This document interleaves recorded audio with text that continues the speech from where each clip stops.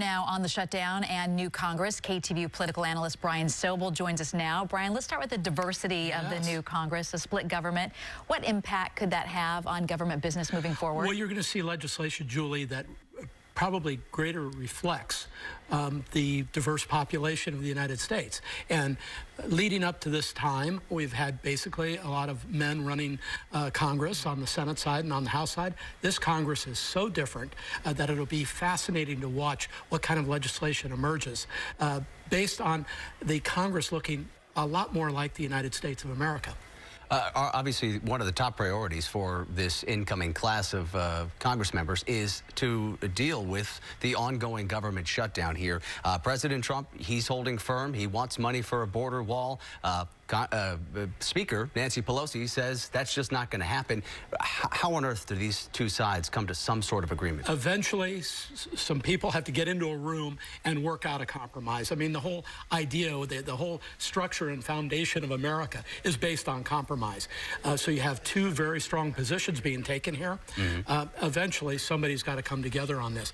When you consider the fact that we're talking about $5 billion, in the context of trillions of dollars, it's such a small amount of money. So what is not about the money, though, is it? It's not about the money. It's all about the politics, and they have to come together and work something out. And you said politics. President Trump campaigned on building a border wall. If he retreats on it now, could that basically wipe out his chances of being reelected? It'll damage his base very much, but you've been watching the morphing of what a wall is, and maybe in the compromise is a new definition of what a wall is.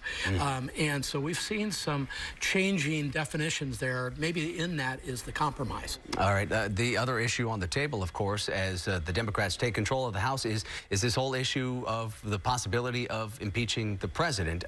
It seems as though Speaker Pelosi has changed her tone somewhat on this issue. In the past, she's called this a divisive issue. Now she's not ruling it out. Well, I think at the end of the day, this is not going to be the top priority. There are so many other things Congress has to get done. And if you just go down the impeachment path, which has such a high bar, including what has to happen in the Senate, you can get bogged down. Democrats pretty quickly have to start doing something in Washington, D.C., passing legislation, because remember, their eye is on 2020. Republicans, their eye is on keeping the White House and reclaiming the House of Representatives. So in that are the dynamics that will make for some interesting fodder over the next months. Well, let's hope they can come to some agreement sooner rather than later when it comes to ending the shutdown. The American people really demand compromise. All right, Brian Sobel, as always, thanks for being with us tonight. You're very welcome. Appreciate it. Thank you.